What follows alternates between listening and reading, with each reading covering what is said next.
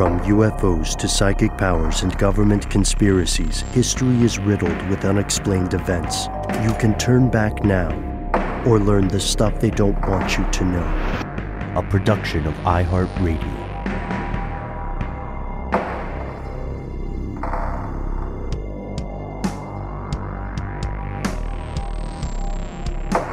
Hello, welcome back to the show. My name is Matt. My name is Noel. They call me Ben. We're joined as always with our super producer, Paul Mission Control Decant. Most importantly, you are here, and that makes this the stuff they don't want you to know. We are recording this at the beginning of December 2023. Quick check-in, guys. How are we feeling here at the edge of the new year? The edge of the universe. Pretty good, I think. You know, all in all, things considered. Yeah. Okay, not great, but we'll get through it. I'm just being optimistic, you know. There's certainly room for improvement. I know. This would be where the internet says, insert GIF of someone vaguely gesturing at everything. We have a bit of a December-ish episode tonight, folks. Cast your memories back. It's December 15th, 1944. The legendary band leader Glenn Miller is flying from London to Paris. Glenn is excited. He's bringing his band to the European front. Glenn is also, to be honest, massively irritated because it turns out he's been trying to catch this flight to France for several days. And then, somewhere over the English Channel, his plane disappears. Almost 80 years later, to the day, people are still asking, what happened to Glenn Miller? Here are the facts. You guys know Glenn. You're musicians, right? Oh, yeah. Dude, seriously. Yeah. It's so weird in preparation for this episode. If you would have told me, hey, Matt, who's Glenn Miller? I would have gone, I don't know. But if you realize who he is, I guess in researching him, you're like, dang, this guy had a lot of influence on a lot of people and I think music in general. Guys, can we just talk quickly about the thing that made his orchestras sound unique? The fingerprint, yeah. Mm-hmm. The horns, right? Yeah, it's the horn, because he was a famous trombonist. I'm sure he was a multi-instrumentalist, I guess is the way you'd say that. But he was known for his trombone work, and when he would compose music, he would use the horns section, so like we're talking trumpets and trombones, other horns, with saxophones. And what was it? He would play like the same melody with both instruments at different octaves to give it a very, I don't know, it's just cool. Loved a clarinet too, that guy. Yeah, yeah. He was born in 1904 in Iowa, March 1st.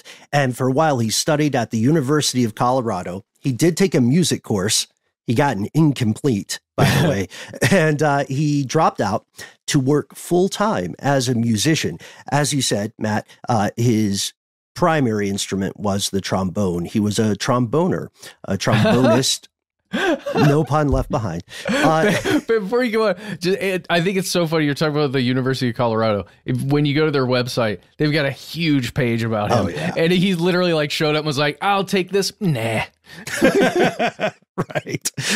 He also made a name for himself as an arranger, a composer, later a band leader. And as we all know, the life of a musician can be immensely challenging. So this guy goes from gig to gig, from band to band, before he gets hired on to play trombone for Ben Pollock's orchestra in the mid-1920s. And then after that, Fleetwood Mac style, he goes his own way. He's back to freelancing. And at some point, I believe in the late 30s, he says, why don't I start a band? Yep. And that lasted for about a year. He was like, yeah, man, I've got a band. And people loved it, or at least people who were influential and important within the music industries, maybe at the time. But yeah, it lasted about a year. And almost immediately, he started up with another group of people. Mm-hmm. Yeah. This first one, as you said, was sort of a critic's darling. Not a lot of mainstream notice, but people who heard it loved it. They loved what he was doing.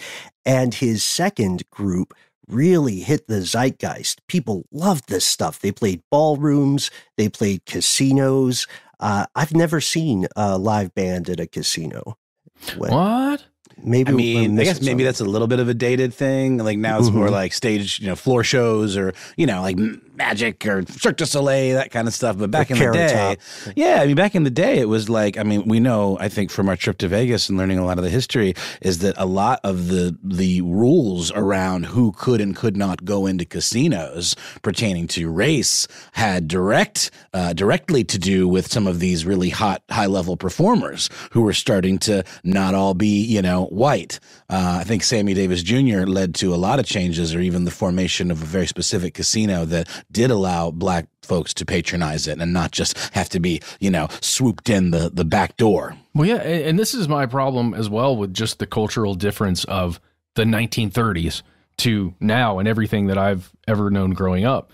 The dance club or a place where you would go out to dance with somebody or to meet somebody and dance, it's very different than the way we think about it now. And probably since we've been born.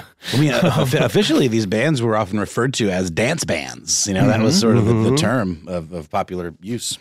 And this guy is in the thick of it. He is a pop star by this point. Picture your favorite, most successful pop star. He is in that sort of echelon at this moment in his life. They're all over the radio. And their sound is, as we said, it's considered unique. Everybody loves it. They can't get enough. By 1939, Glenn is hosting his own radio show 3 times a week. They had all these hits. We were talking about it a little bit off air. I love Perfidia. Matt, you're an In the Mood guy. You were talking about that one. Oh, my God. I don't know what it is about that song, man. It puts me in the mood. Is that da da da da da da da to cut a rug? Yes. I may be wrong. I think that's that one. Tuxedo Junction, right? Yeah. Sunrise Serenade, and also not to remember. There's also Moonlight Serenade. You got your Sunrise Serenade and your Moonlight Serenade. But there's something about I don't know. It's the ride cymbal, and the drummer's not doing much at all, but like. Just keeps it going and it just flows. And again, usually with the horn section. It's like Khruangbin. Yeah. Oh, well, sure. Khruangbin, that band that is just a very, they're kind of like Thai disco vibes almost, but like it is just a very steady kind of drum performance. But then you'll have the big old blasty drum solo occasionally. Yes. And it's neat too watching these cats play because they'll have the snare tilted at a weird angle and they'll be playing side stick kind of, but that ride and less even the kick drum. It's not a kicky kind of sound. It's the ride is everything and everything comes from the bass, upright bass. Yep. So they're not doing a big banging kick. That's not the sound of this type of music at all. It's beautiful. It's very cool. It is beautiful. If you have not had the pleasure of listening to the Glenn Miller version of Perfidia, do check it out. It's astonishing. So anyway, what we're saying is, the dogs get it. Let's leave it in. These are all bangers. And in a very real way, this guy's work begins to define the era of what we call swing music. He's at the top of his game. He's 38 years old, and the Western world is shocked when he suddenly disbands his orchestra, which was very successful, and he enlists in the U.S. Army to help with World War II. We have a little bit of his correspondence with Uncle Sam. Right. On August 12th, 1942, he wrote this letter arguing that he could and his band could possibly be a morale booster for, the boys in blue. That's the cops. What do you call them? It was exclusively boys at this time, though. It's for the troops. For the troops. Boys in the red, white. There you go. And this is largely the foundation of what led to things like the USO, which is, comedians, musicians, influencers that come and, give special performances, for the troops. But Glenn kind of took this upon himself, and it was sort of like his idea. He wanted to, quote, put a little more spring into the feet of our marching men and a little more joy into their hearts. Like the end of Ghostbusters 2. Just a little love in your heart. Well, it is. Oh, and I think it's quite inspiring, actually, because this solidifies him not only as a pop star, right, and an important figure in that way. He becomes kind of an American hero just for deciding to do this and making it happen. Mm-hmm. Yeah, 100%. And so from October of that year all the way to December of 1944, He gets the rank of a captain. He's leading an outfit called the Army Air Force Band. This is huge. 42 people in this orchestra, a 19-piece swing band at its core. So they've got the classics, and then got the stuff you cut a rug to. There were no chumps in the squad. Had this band continued with Glenn, we have no idea how many more contributions he would have made to the musical canon of America and indeed the world overall. Why don't we know what would have happened? Well, because his flight never arrived in Paris. Shades of Missing in Alaska. Shout out to our pal John Walzak. Shout out to Paul Decant, who also works on that show. To date, in 2023, no trace of this plane has been discovered, or at least officially confirmed. So we have to ask ourselves, what happened to Glenn? How did one of the world's most popular musicians simply disappear? Here's where it gets crazy. Let's keep going. I mean, think about it. Taylor Swift, very popular musician. What if Taylor Swift one day hopped a flight to the Middle East and just vanished? People would commit suicide en masse. That is what would happen. It would not go well. The Swifties would find her. They would find her. There would be a million amateur detectives spawned overnight. Mm. Yeah. Or they would at least find a scapegoat. Yeah. Yeah. It's weird because in this case, because of the time period, right? Because the world was at war when this occurred, because planes are getting shot down all over the place, right? In different, at the edges of battlefields, across Europe. It is very weird that it occurs, right? With this very popular person on a flight that is military related, but it's not like a military mission in the same way, right? Mm-hmm. Yeah, you could call it a casual flight, which several researchers have. Let's stick with the facts one moment longer before we get into the theories. Let's look at the provable stuff with help from the author Dennis Sprague. In his book, Glenn Miller Declassified, which is considered by far the most exhaustive investigation, he notes a couple weird things. Miller's flight, the one he actually made it on, was booked on short notice. He had already tried to get, it was booked the night before because he had already tried and failed to get on several other flights. And he basically took a really small airplane with help from a military buddy, an acquaintance that we'll get to. And there were only 3 people aboard, and he was just done waiting. He was so pissed that he had to be on standby, and his first flight got canceled, and then he had another one that got canceled. I'm Glenn M.F.ing Miller. Right. Let's talk about why. So his band was going to have to be in Paris, right? And they were going to perform there. On Christmas Day, yeah. Yes, and what Glenn had to do as the leader, the brain behind that stuff, was all the things that like an executive producer would have to do, right? You've got to figure out, how do I actually get, where are all of my people going to stay? What food are they going to be eating? Like all of the logistics, I guess. That was on him to figure all of that out, which is why he wanted to be there before the rest of the band, at least according to a lot of the writing, right? That's been put into the record, which is why he felt a real need. Whatever I have to do, I'm going to get there early. Mm-hmm. Consummate professional. He only got a seat on this tiny plane. It's a Nordun UC-64A Norseman. You can see a picture of this, and it looks almost like a biplane. Yeah, but it's tiny. A unique, cool aircraft, don't you think? Oh, unique, cool. Would you say easily identifiable? I might even. So Miller, being a military man himself at this point, he has a little bit of juice with the 8th Air Force. He has an acquaintance, Lieutenant Colonel Norman Bessel, who is headed that way. He's like, oh, I'm going to France. You know what I mean? Why don't you just hop with me? I'm already headed there.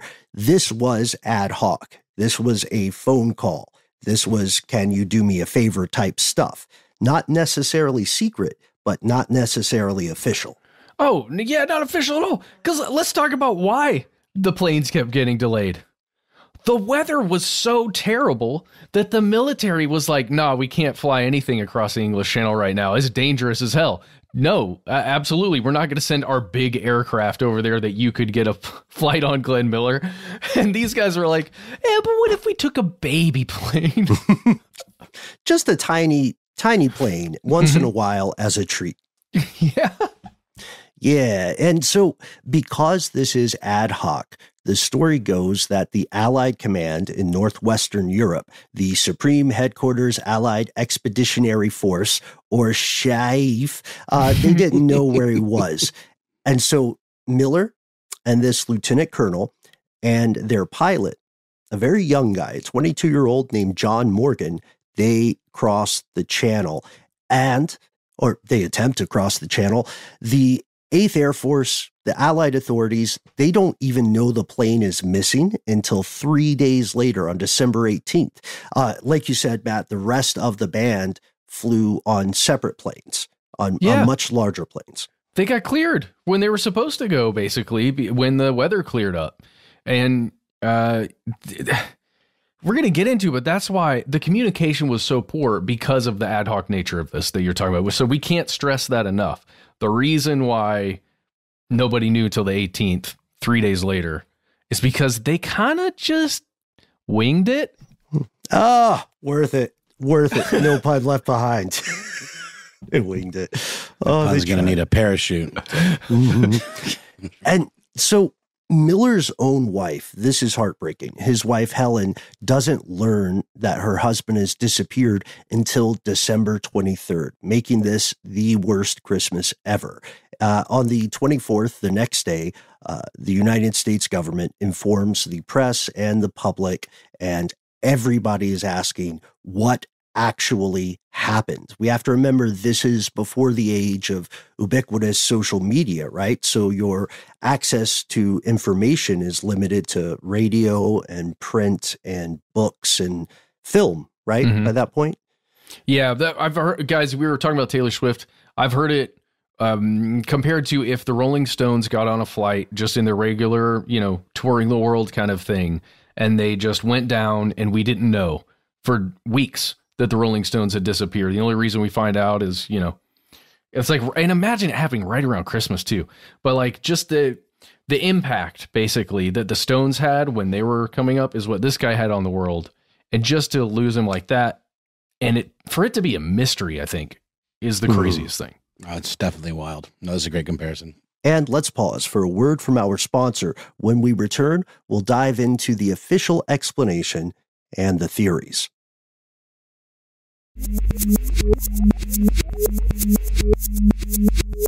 We're back. So what officially happens? We want to give a shout out to our pal, friend of the show, Jordan Runtaw, legend in his time. He wrote an article for People magazine in 2019 about this, and we quite like the way he put it. Mm-hmm. Also did a really cool podcast called Stones Touring Party that has got a lot of Stones on private planes, and you can use your imagination to imagine what might have happened given the fervor around that U.S. tour that the podcast goes into. But Jordan points out that in the article, the official explanation is the most obvious. Miller and crew fell victim to bad weather, and then goes on to talk about some meteorological terms that are probably of a particular interest to aviators. Something called the cloud ceiling had fallen to 1,500 feet, which is just a little bit more than 457 meters, if that's your bag, in Twin Wood Farm, which is the British point of departure for Basil and Miller's flight. And according to the story, France wasn't having great weather either. They were already dealing with similar meteorological conditions.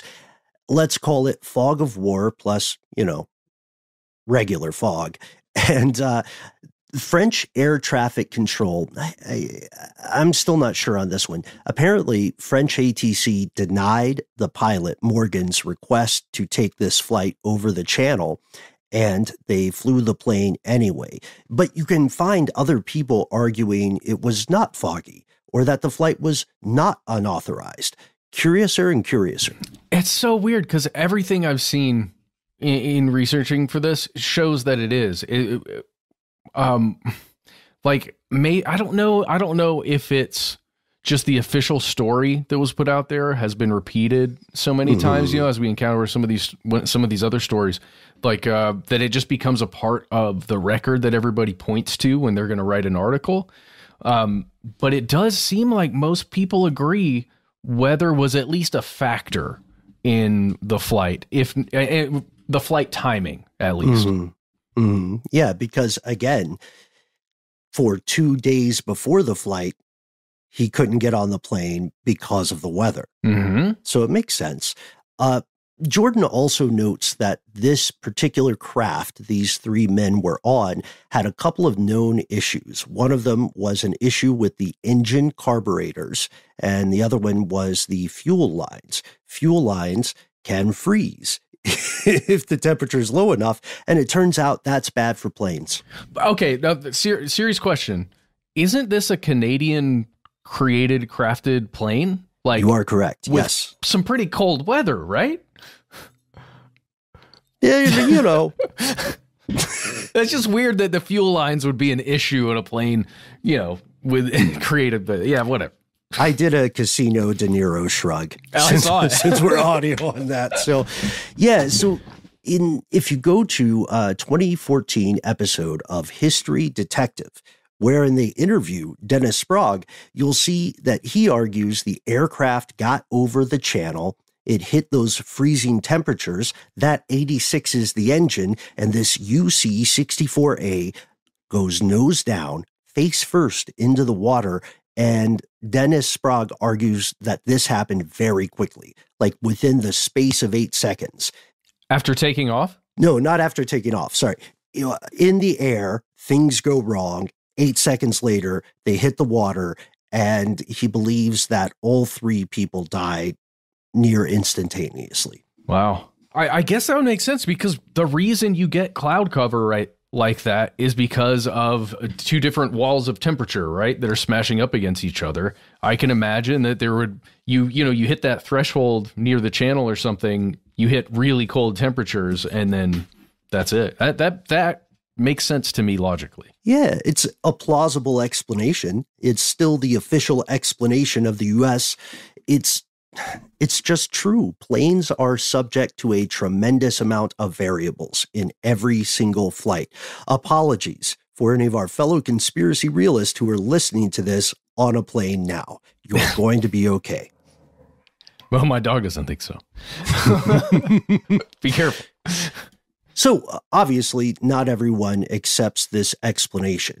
The news goes nuts, and then it dies down. And fast forward, the world still spins. Other crazy things are happening. Indochina conflict, the Cold War immediately starts after World War II.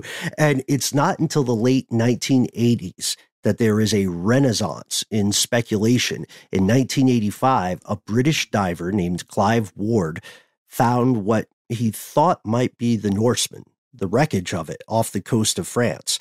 He found, according to the story, no crazy damage to the plane, no signs of the plane's serial number registration, and no human remains on the craft. As we record, this has still yet to be officially confirmed as Miller's plane, and so the speculation only grows. And in that speculation, there's some wild stuff. There's some pretty convincing. There's even a deathbed, not a confession, but like a deathbed realization almost that was recorded. Mm-hmm. There are a lot of theories, right? Yeah. And some of these touch upon, dare we say, the runway of conspiracy. But how many of those take off and how many actually land? Oh, no. Ghoulish, no. I know. So let's talk about the first one, friendly fire. Mm-hmm. What is friendly fire? Oh, man. It's when you accidentally get kicked in the nuts during a game of dodgeball.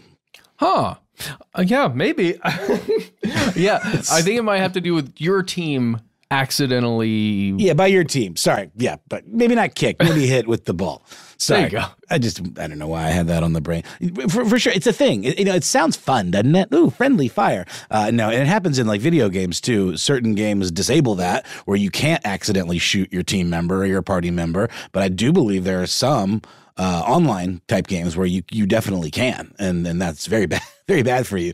But in war, the fog of war is a term that we know happens very often. People are freaked out. They're on edge. They're keyed up. Something might go pop out at you, and you shoot first and ask questions later, and then only to realize that it was your buddy, Steve. Well, yeah. Classic Steve.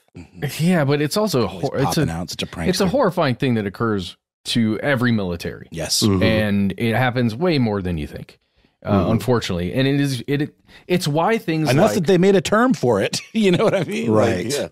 Yeah. But it's why things like official buttoned up flight plans that are communicated between like 3 or 4 different entities, right, are so important. It's what was that chef thing? It's something you mentioned earlier, Ben. It had a weird acronym to it, but it was like special Shaif. Yeah. Supreme headquarter. Hang on. So it rolls off the tongue. The Supreme Headquarters Allied Expeditionary Force. Shaif's all right now. Rock the Casbah. But that's why that's so important, because they are monitoring where specifically, like, pretty relatively small avenues of travel that are permitted for different types of aircraft at different times every day. And it's all to prevent friendly fire, mostly, I think, because if you can't identify an aircraft, as we all know, if you're in a hot wartime and there's some unknown aircraft flying around your airspace, you're probably not going to take too kind to it. Mm-mm. And I mean, and these are all meant to be sort of covert flight plans in the first place. So, the good guys need to know exactly where, good guys in quotation marks, where they are, so they don't accidentally mistake them for somebody else trying to be sneaky, because everyone's trying to be sneaky in these situations. Mm-hmm. Yeah.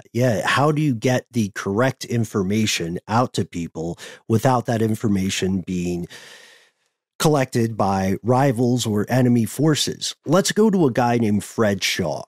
At the time, Fred Shaw was the navigator of a Lancaster plane that was based in Methwold, not Meth World. That cost me a little bit of research time. Yeah. In Jersey. Yeah. I was like, Meth World, crazy.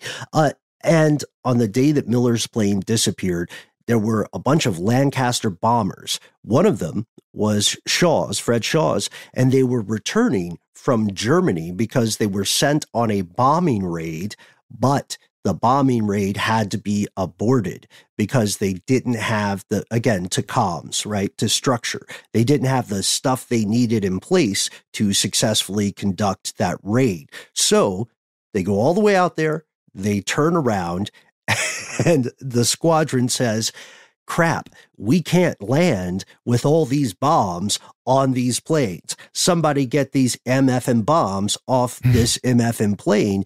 And they had a redundancy. They had a contingency for this, I should say. They jettisoned 100,000 bombs into a place called the South Jettison area. This was a known place, right, to the idea of mapping out safe places to do things. This was where you were supposed to go. It's like the public restroom for bombs. Isn't that crazy? Over the English Channel, like dropping 100,000 bombs.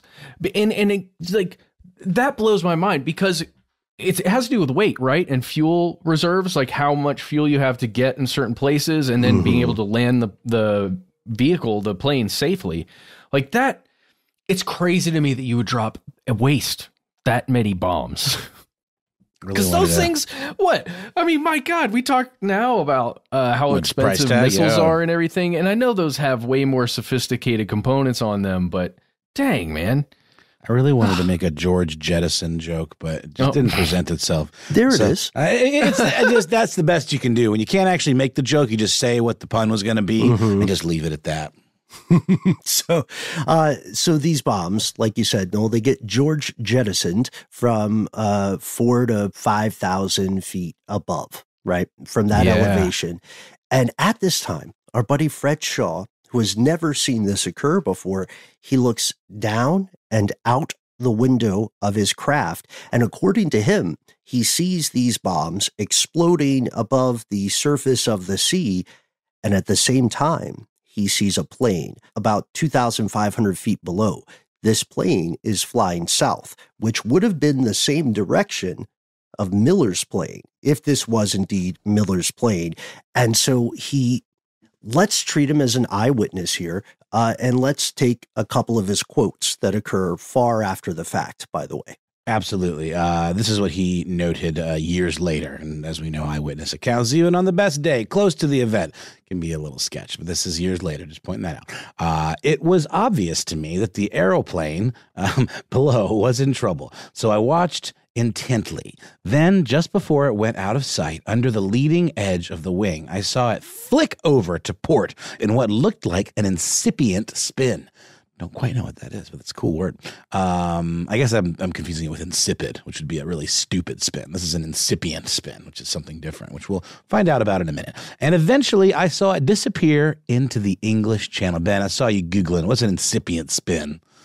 Oh, yeah, no, I was checking to make sure the etymology was right before I said anything. It just means nascent, beginning, emergent. Oh, like okay. He sees the plane beginning to spin. Got it. And I was actually looking up port, if we're being also honest. Good. Yeah, port is front? Left? Jesus Christ. Yeah, I don't remember. I guess I didn't realize they used nautical terms as well for airplanes. I think there's port, there's starboard. And stern, right? Yeah. And they're used for spacecraft as well. Aft. Guys, we have to figure this out before we go into space. Do it. But before we do that, let's get another quick quote from Mr. Shaw, because it's terms that we're unfamiliar with. He said, I crawled from my navigator seat and put my head in the observation blister, which I've seen some World War II, stuff, some films where they used actual aircraft and things. And I think that's actually, it looks kind of like a bubble window, right? That you can look out more from the bottom, not even from the side, right? Mm-hmm. Yeah, because you needed that visual acuity, right? And it also reminds me of that terrifying poem. It goes like this: The death of the ball turret gunner. From my mother's sleep, I fell into the state, and I hunched in its belly till my wet fur froze. 6 miles from Earth, loosed from its dream of life, I woke to black flak and the nightmare fighters. When I died, they washed me out of the turret with a hose. God. So other people on the craft, per Shaw, they confirm this. The bomb aimer reports the same sighting. Someone goes over the intercom and says they've seen something go down. But apparently, this downed plane observation doesn't get reported because the bombers are not in enemy territory and because the raid that they were sent on was cut short. They never actually bombed it. So there wasn't an official operation. And it got lost in the bureaucracy. At least that's the story. Shaw writes this down in his logbook, but he doesn't link this sighting to the disappearance of Glenn Miller until 1956 because he sees a film called The Glenn Miller Story. Yep. And of course, we've seen this over the years, right? Some big piece of media gets released, and then other people come out of the woodwork to say, oh, I saw this or I saw that, which means then it's on everybody else to vet that story, right? Because none of us want to believe we all want to believe in a compelling story like that and someone's bringing truth to light for the first time, but we also don't want to be suckers. So when Shaw first comes out, he's looked at in that way, right? Like he's kind of dismissed. Right. Like, is this guy just after publicity? Is he doing some sort of macabre play for attention? But he checks his old logbook, and the logbook is real. And he does have this writing of this observation that he definitely didn't make in 1956. He made it after this flight. And the problem is that it gives us a couple of prominent questions. First, could Miller's plane have strayed into that South Jettison zone? We know that, as you said earlier, there were approved routes. There were airways through which these craft were allowed to fly at certain times. And apparently, the approved shuttle route to France was pretty close to that South Jettison area, close enough that there's a margin of error. So if the weather is bad, if you're maybe an inexperienced pilot and you don't have, the best grasp of navigating by instruments alone. Which we know his pilot, right, was not, at least he didn't have the extra certification you needed. Right. Yeah. So it is possible then, with all these factors, that they could have gone off the trail a bit. He would have been, Morgan, the pilot, would have been using a compass, and it may have been human error. And when they strayed into this jettison zone, if they did, then maybe they got hit by, as you said, no friendly fire. Shaw's not the only one saying this, though. No, you're right.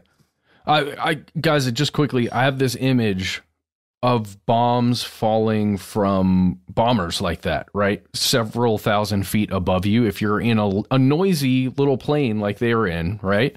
Mm-hmm. I don't think you would hear a thing. We're so used to the sound of bombs falling from popular media, and all of that. Well, maybe there is something there. I don't know. I've never experienced it. It seems for effect, honestly. And depending on the size and the distance, perhaps, but yeah. Yeah, maybe the explosion. Right? I think detonation you could hear. But if you're on that plane and that type of bomb explodes just above where your heads are on that plane, I don't know if you even hear anything. If it happened, I think it would just be over. Aren't bombs sometimes attached to parachutes? I think we talked about, in a previous episode, we talked about a couple of different, like, crazy World War II bombing schemes, but these would be unguided bombs, right, at this time? I think that's right, yeah. So they could have had parachutes, perhaps. Definitely, to your point, World War II bombs did have some parachutes, right? It would increase visibility, and you'd know you're in a heap of trouble if you're flying along that path, right? And you can see that either in the distance heading towards it or just alongside you, maybe parallel. Yeah. Mm-hmm. And now let's introduce a guy named Victor Gregory, who captained the plane that Shaw was on. He later confirmed Shaw's account. And he said, look, our bombardier spotted the plane, called the navigator over to have a look. And then, according to the story, Fred Shaw identified the plane as a Norseman, as this UC-64A, which, good eye, I guess. That's amazing. Yeah, from what? What are we saying? Over 2,000 feet away? Or about 1,000 feet away? Because the Norseman, theoretically, is flying underneath that cloud cover, right? Which is very low in the sky. And just to be able to, like, what? But here's the other thing. We did talk about how it's a very unique plane, right? There were only a couple dozen that were operating during the war, right? So, like, maybe it stuck out. Maybe it was like when Tesla first came out, you would notice a Tesla immediately on the road. I don't know. It's a good argument, and I think it's safe to say that were the three of us in that situation, we almost definitely could not randomly identify a small Canadian aircraft. Yeah. Well, and especially all the pictures I'm seeing, it's in black and white. I'm just joking. I'm just joking. I was going to make a joke about fog, and it would be really hard to see those colors. Yeah. All right. Sorry. That's the fog of war you're talking about. There you go. Yeah. Everything's in black and white. And so Gregory was asked, well, why didn't you come forward until later? And there's a ton more about this, folks. We're just giving you the high level stuff, not an altitude joke. Gregory says, in part, look, my own concern was getting my airplane home safely. We're fighting a war. We lost thousands of planes. And then he adds, we had some pretty grim raids after that, and they didn't announce Miller's death until later. It had gone completely from my mind, which is believable. And, he appears to be giving an honest, good faith explanation, right? And saying, clearly he's also aware of the danger of memory and eyewitness recollections. Yeah. It's the kind of thing you want to believe, right? You want to believe that humans are going to be honest about that and that they could recall something like this with that kind of clarity and wouldn't want to, pull the wool over anybody's eyes. It's tough because this isn't even close to the only story that's out there. Not at all. This story does inspire the Royal Air Force to carry out an investigation, but there's no raid report on record because the raid was aborted. And because of this, there are so many branches of speculation, especially on the friendly fire concept. Look, the author we cited earlier, Dennis Sprague, he himself considers the friendly fire theory untrue, and he does a lot of forensics here. He points to about an hour to an hour and a half discrepancy between when that jettison of bombs occurred and when he believes Miller's flight would have been in that area potentially. But like you said, Matt, this is far, far from the only theory. All right, this is the deep water. This is the more fringe theories. There's a genre of alternative explanations about Glenn Miller's demise or disappearance that point to deep conspiracy. One of them comes out in 1997. A German journalist named Udo Ulfkot. Help me with that one. Oh, I think he did a fine job. I was going to say Udo Ulfkot. Perfect. You have to yell when you say a name like that. It's the only way to do it. It's like Klingon. Yeah. No, so look, I'm being flippant. No disrespect. The German language is a beautiful language. I just have a fun time with over enunciating it and saying it in a bit of a yelly fashion. What did this guy do, though? Well, he was as you said, a very talented and intelligent German journalist who really threw himself into the research and looking through just hundreds of pages of American and German intelligence that he was able to get access to, documenting wartime efforts for a book that he was writing on German intelligence agencies in particular. And Ulfkot supposedly did find some evidence to cover this whole thing up, and he argued that Glenn Miller arrived in Paris on December 14th, alive and well, but later died under some titillating and scandalous circumstances. Perhaps let's just say in the company of a lady who was paid to keep his company. Right, and was a professional at keeping company, such that she made his heart go pitter-patter, and he died. Kaput. Pitter-patter, kaput. I want to, maybe this isn't necessary, but in my mind, guys, I just want you to know, I'm separating this theory into two very distinct things, which is he actually made it there in some kind of cover-up situation, right? And then that there was this other thing potentially with a sex worker, but also just in general that he was working in some other capacity for an intelligence side to because there's stuff in there. There are other theories that I don't think we're really going to touch on, but that he was actually on some covert mission, almost of diplomacy with Germany. Well, backdoor negotiations. This is not out of the question, though. We know things like this did happen, and we have examples of folks who were able to use their status, whatever it might have been, to help their government. There's actually a really cool podcast, not a fictional, like a scripted type podcast that iHeart is developing right now that should be out soon. Spoiler alert slightly, just a little bit of a tip about this guy named Fodor, who was the founder of this very influential travel guide. And because he was always traveling around and scoping out new things for these guides, he was a perfect candidate to be a covert agent. And he very much was. And that is what this the series is about. I believe there's actually a documentary out there around about it too. This is definitely something that's known. Right. We should talk about Fodor on the podcast sometime, maybe a little closer to when the show comes out.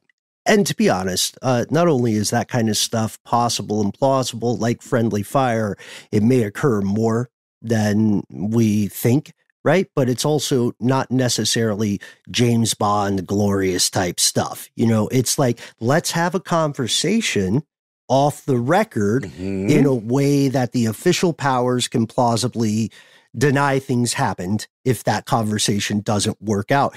And we know, by the way, to this point, we know that Miller was involved in propaganda. Many Allied figures, many Axis figures, people of note, celebrities, entertainers. They were involved in propagandistic exercises, right? Miller made broadcast to Germans in the German language where he was attempting to persuade them, like, Guten Tag, guys, it's your buddy Glenn.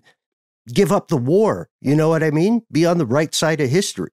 And that may have been a factor in what it was doing. But for that to be the explanation, then we're asking a lot. We're ascribing a lot of talent to whomever would cover that up. Yeah, for sure. Well, do you guys remember when you found out Julia Child had some operations with what is that? The thing before the CIA. OSS. That one. Like, I remember learning that and just being dumbfounded, but it's exactly what you're speaking to, Ben. Being able to use that celebrity and almost universal appreciation to get messages across. So it is almost psychological stuff and operations more than anything. But it does seem like an enemy would not want to take him out, maybe for those same reasons. Right. You would, ideally, you would want to turn the piece, right, in the game. But I mean, okay, if this stuff if the diver finds this plane, right, in 87, if there is truth of any sort to a conspiracy, if the guy is acting as more than one of the world's most popular musicians, then why cover it up? Was it embarrassment on behalf of the Allies or the Axis powers they were speaking with? And if you planted a plane, it's crazy. You'll see people arguing the plane was planted in the channel. How are you going to go to all that trouble and then forget to add bodies?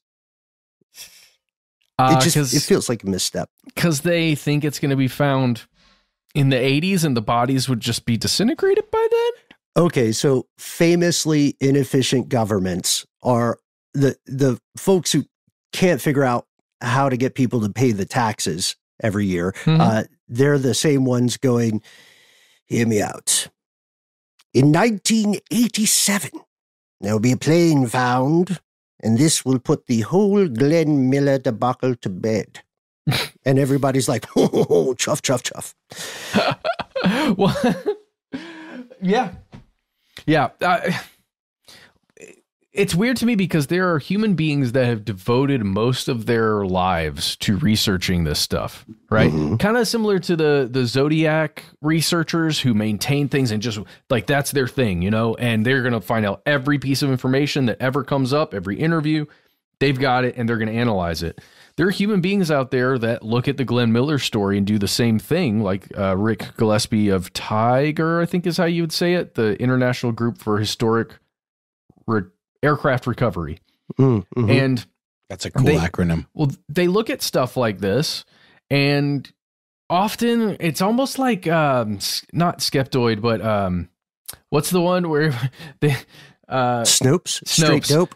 It reminds me of those where you almost look at anything new and you automatically say no to it unless you can prove it, right? Mm-hmm. And I do wonder if there's almost too much skepticism, even in myself right now when I'm considering this, because it's got to be a possibility. Right. And we don't know enough to say that did not occur. Exactly. And this gets us to the next genre of theories surrounding Glenn Miller.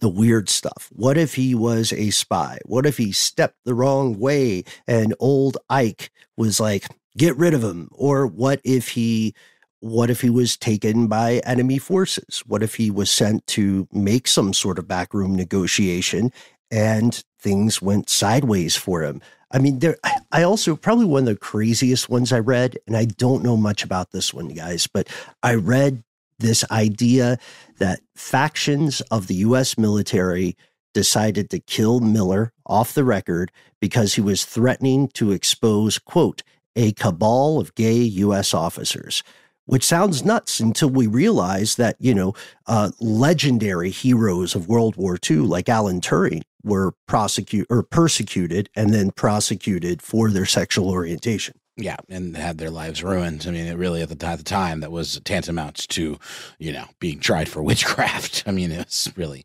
serious business. So yeah, the accusation, whether we have any details that would actually tie Miller to something like that, or to have any kind of I don't know. I mean, I bet a lot of band leaders were probably pretty famously homophobic back then, so maybe that in and of itself, but that's a little bit of a stretch perhaps. Also the idea maybe that he faked his own death. We don't really have any detail to support that. The guy was absolutely at his peak. He was a monster celebrity. We know that, at least it feels that his sentiment for wanting to do this USO-esque stuff was coming from a place of goodness, a place of really wanting to help. It doesn't really, that angle doesn't really make any sense. I don't know, Ben, if you found any breadcrumbs on that one. Unfortunately not at this point, because it kind of, like we're talking about the long game of telephone that is history. We take a couple of things we know to be true, right? The homophobia, the persecution of that, which was very much real, also continues today, of course. And we take the fact that this immensely popular figure with close ties to the U.S. government disappeared. And then people are trying to kind of red string it together. And unfortunately, that's not enough. I think we can say, now, look, if it turns out that one is the truth, then we're going to be the first people to come on the show and say, hey, here's what actually happened. There's also the idea he never even got on the plane.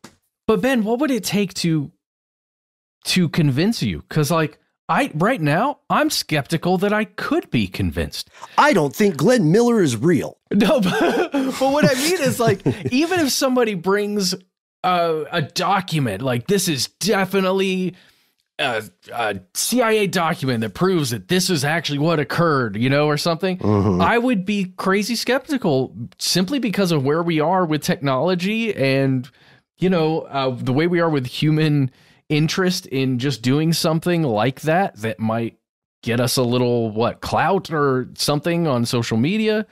I don't know.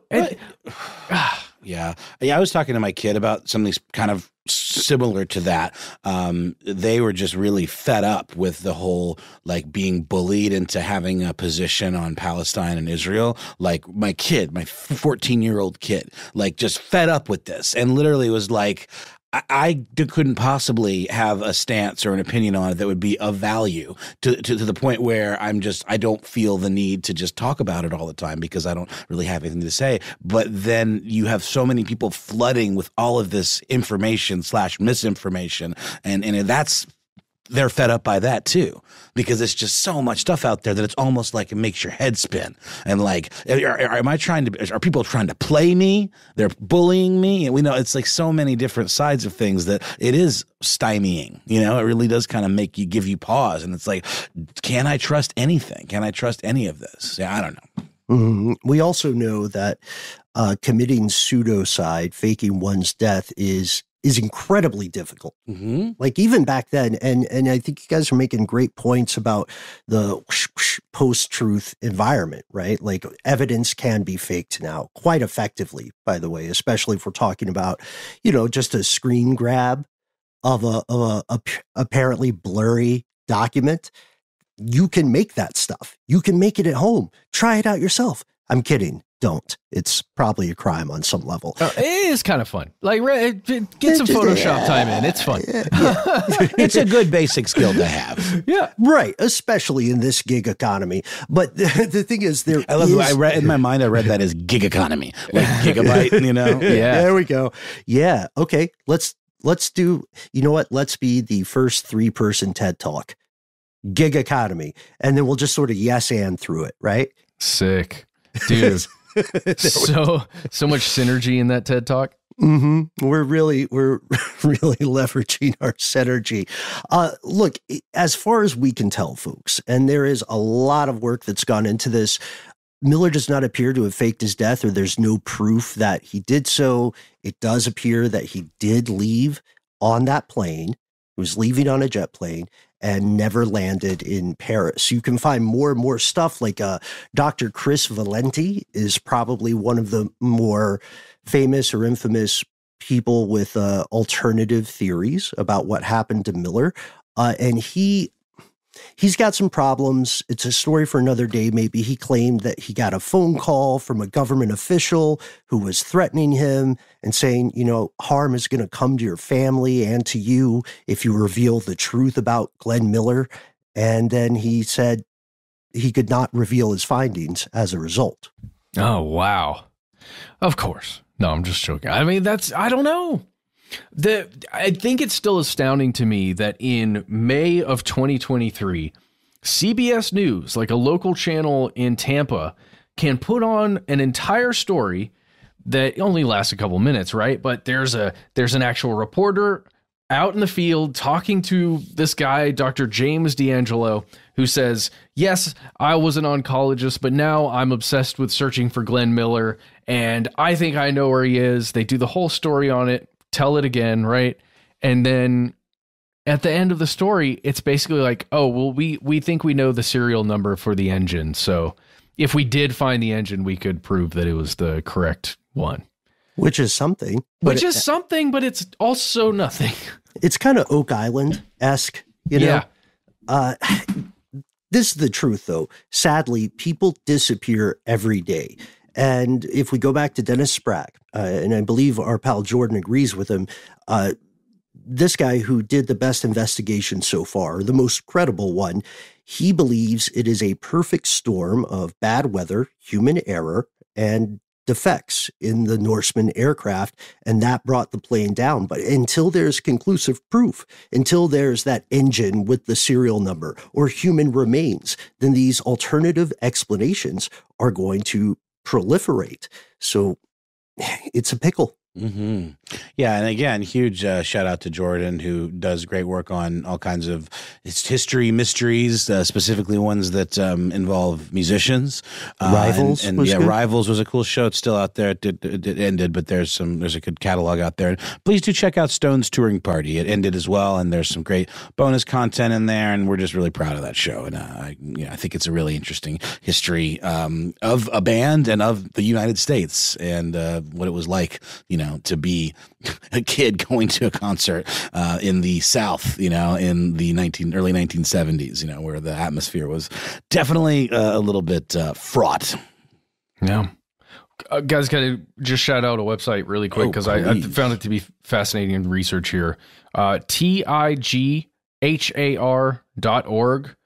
There's like I think it's more than this, but a 5-part series of just words, written on a web page, but it gives you some of the most detailed information about flight logs and times and, what communications were supposed to occur when that flight was going to take off it was on the 15th of December, right? 1944. Mm-hmm. But I really enjoyed the way I could see a full picture, right? Of military personnel that are supposed to log certain things with certain groups, and it didn't seem to happen that morning, or at least officially it didn't happen. Which makes you wonder.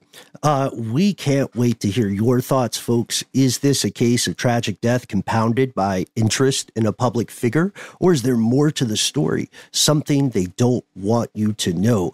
Tell us, and also tune in later, because fans of J.D. Salinger, the time has come. We're going to have our pal Jordan over on air in the near future to talk about The Catcher in the Rye and whether it was a trigger for assassinations.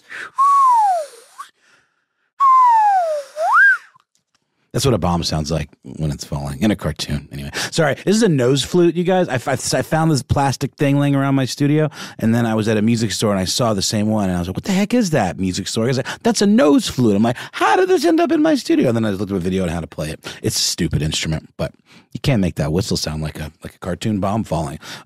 What do you think the stupidest instruments are? Let us know. How do you feel about the trombone?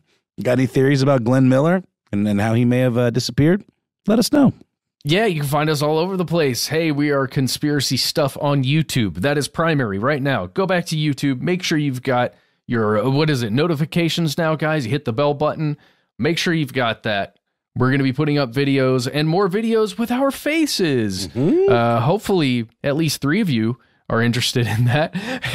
Well, there's 3 of us. So that'd be one apiece. So. Exactly. And then we'd be in business. You can find us on X, on Facebook, also Conspiracy Stuff, Instagram, and TikTok, Conspiracy Stuff Show. And there's other ways to get in touch with us, aren't there? That's right. You can call us any old time of day, any old time of night. We've got a number. We keep it simple. Say it with us at home, 1-833-STDWYTK. You'll hear a hopefully familiar voice. You'll hear a beep like so. Beep, or maybe a nose flute effect. Kidding, it's a beep. And when you hear that, you'll have 3 minutes. Those 3 minutes are yours. Go nuts. Tell us what's on your mind. Give us leads to new episodes. Let us know if we can use your name and or message on the air. Most importantly, if 3 minutes doesn't fit, we got your back. Send us the links, send us the footage, send us the videos. Take us to the edge of the rabbit hole. We will do the rest. All you have to do is drop us a line at our good old-fashioned email address where we are. Conspiracy@iHeartRadio.com.